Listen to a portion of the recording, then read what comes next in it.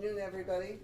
I'm Tony Moran. I'm the mayor of Mansfield, and we are here on Saturday to talk about the current status of the train derailment in Mansfield.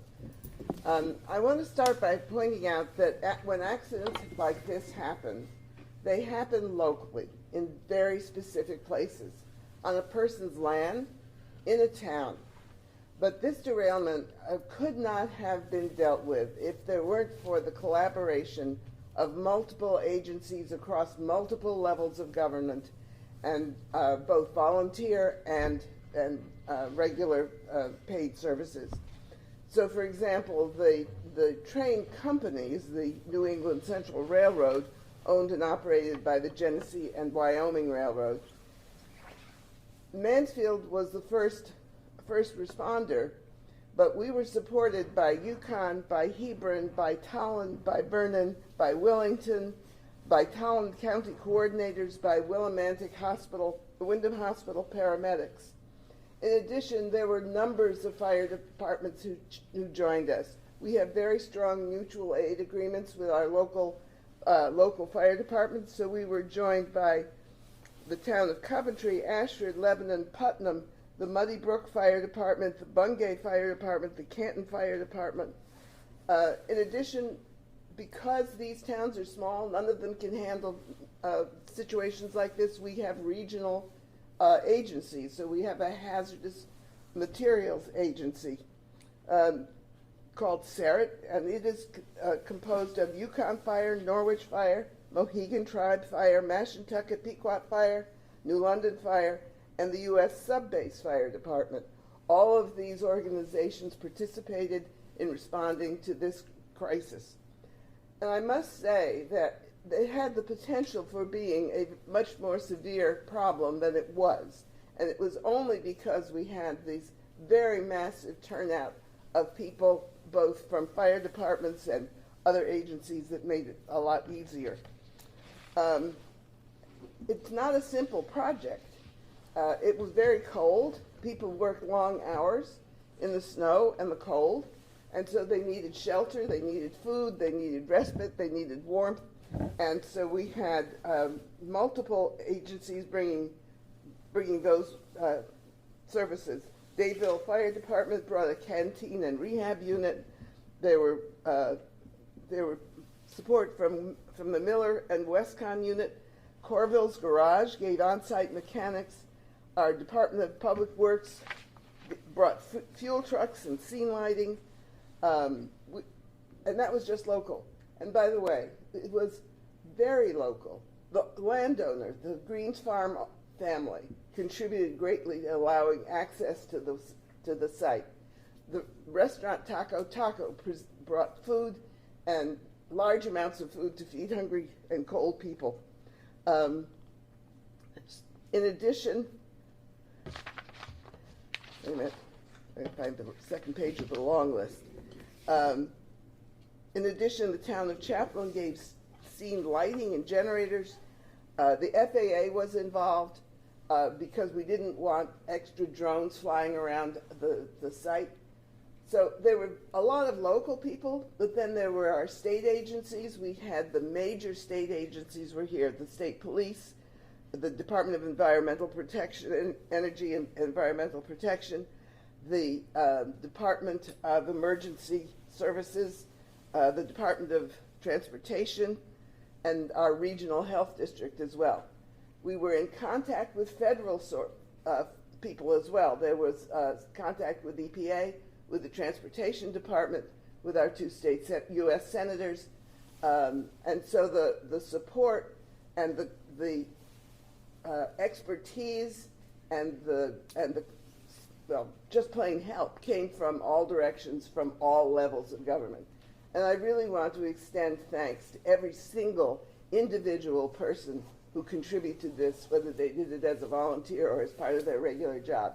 This was a massive operation, and it is being completed. It is not completed, but it is being completed safely and as efficiently as could be done with 12 or more inches of snow and more coming down, and a very cold night. So I'd like to turn it over to our fire chief, Chief Roach, to give you the details, and be open for questions at that point. Thank you, Mayor Maria. So again, my name is John Roach. Last name spelled R-O-A-C-H-E. I'm the fire chief and incident commander currently on scene. So since the last press briefing yesterday, we've actually made a considerable amount of progress thanks to the rail companies and the contractors that have been working and helping out. At this point in time, we're pleased to announce that all of the rail cars have been taken out of the river, off the rail bed.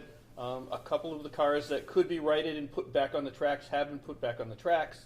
There are several other cars that have been taken. Again, we got them out of the river. They're now upright, secured.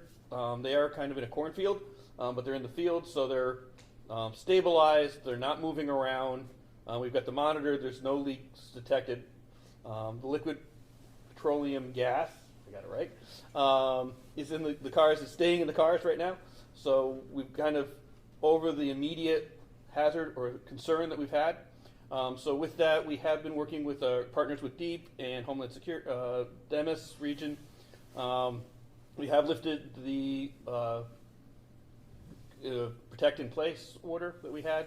And so now we're just telling people really kind of remain vigilant about and kind of awareness of what's going on. This is going to be kind of a prolonged operation on site. It's going to take a couple of days, if not a week or so, to get all of the product off of those cars safely, but we're doing it in a slow, safe, methodical method. So right now, and some of the weather's going to impact that as well, so we may actually take a pause a little bit for some of the product removal and focus on maybe stabilizing the scene and the rail bed a little bit more. So make that safe for the next day or two. And then we're going to be working probably throughout the next week, getting the product off of those cars, again, but they're stabilized, upright, not leaking. So we're going to methodically go through, drain those cars, get them onto probably other rail cars so they can be transported out of the scene. We are just putting out a couple of notices to people. Be aware, first off, that Route 32 is going to be closed to through traffic for probably the next week or so. We are allowing people to access their residence, their homes. There are some businesses in that area. Those are going to be open for business. So like Desiato's Auto and Goody's Package Store, we want to let people know that those are going to be open and accessible.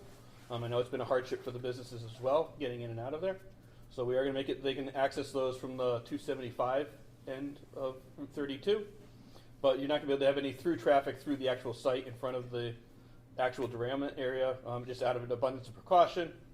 The other thing that we want to let people know is over the course of the next week, once we finish draining most of the product off of the cars to make them safe, what we do is what we call a purge or a burn off of the last little bit of vapor in that. That's in a controlled fashion. It's kind of like a large-scale gas grill. You take the propane from your grill and burn it in a controlled manner. But we are going to be doing some flaring operations, so people may see some flames, especially at night. Those are going to be controlled manner for the next probably through the week. Other than that, at this point in time, we're going to be steady state and slowly working to get some more resources and crews in place. And that's all I've got, unless anybody has any questions. Yeah, Chief. Sure. You mentioned the importance of being methodical. Can you just go into a little bit more detail about the process of getting those cars out of the water?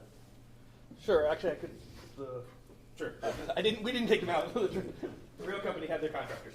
Brian McLean, New England Central Railroad. Yeah, it's just a lot of planning, a lot of heavy machinery and equipment comes in and just slowly one by one attaches to the car, make sure it's safe to do so, and just more or less lifts the car with a crane out of the water into the field where they're now secured and ready to be transported. And can you speak at all to the weather conditions out there? Do they pose any issues? Of course, your slip, strips, and falls are number one concern, along with the freezing temperatures and frostbite, things of that nature. But we have been able to work through it. We got a few inches of snow overnight, but things are still progressing good. And on a weather note too, just with the temperatures tomorrow, is that going to stop or delay any of the process as you guys continue on? It will probably slow us down a little. We do anticipate, as Chief said, taking a pause if need be. Of course, safety is our number one concern always.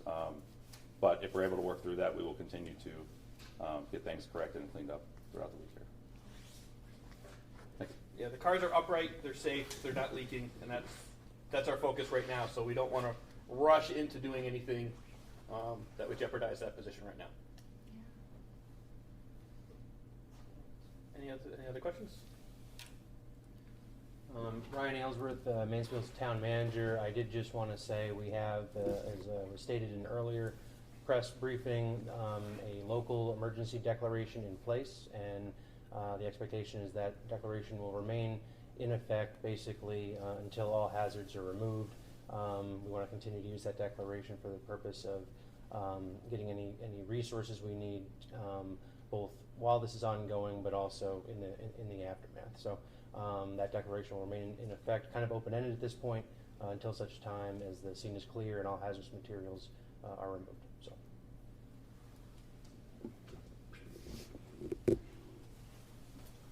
Well, thank you very much for coming and for covering this event. I know it's been a significant event in state news.